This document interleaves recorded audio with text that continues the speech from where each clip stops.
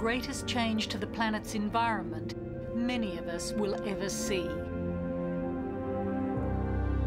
Within a few decades, the vast sea ice that spreads over the North Pole could disappear for weeks or even months in the Arctic summer.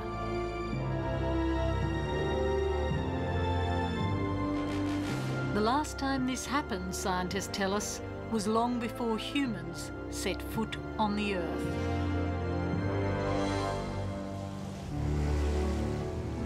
The Arctic sea ice is retreating as climate change advances.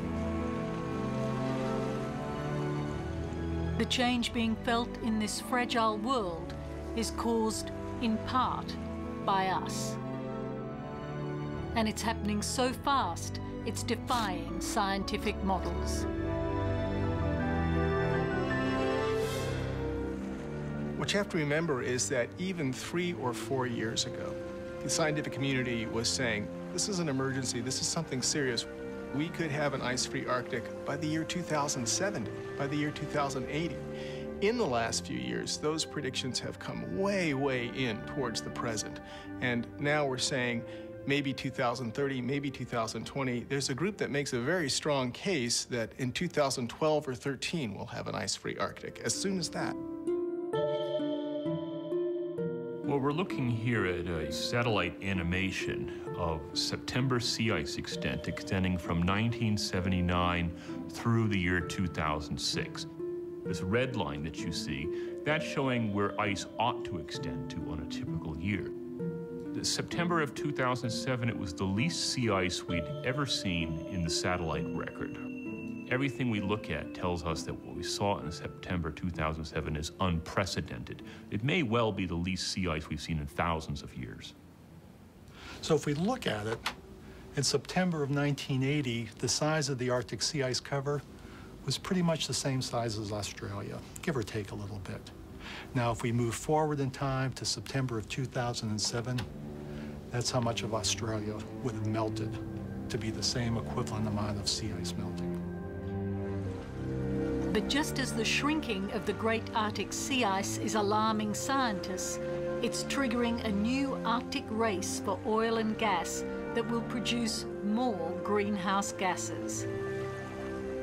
And it's reviving the dreams of an Arctic shipping route that defeated navigators over the centuries.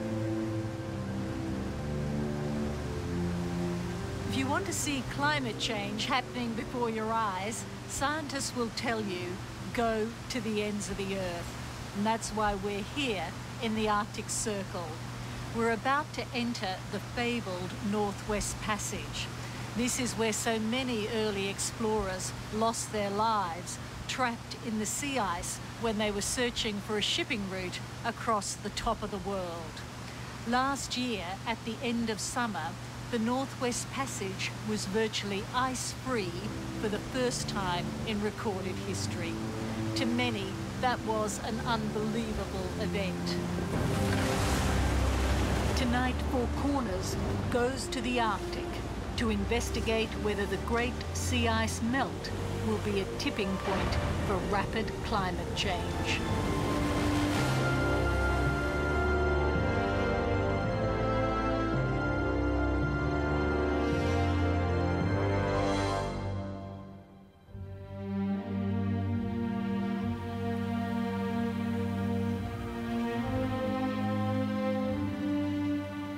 The Canadian Coast Guard is a regular visitor to the Arctic Circle.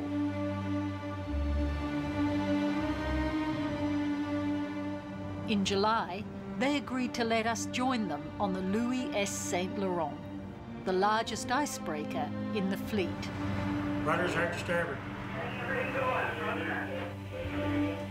It sailed on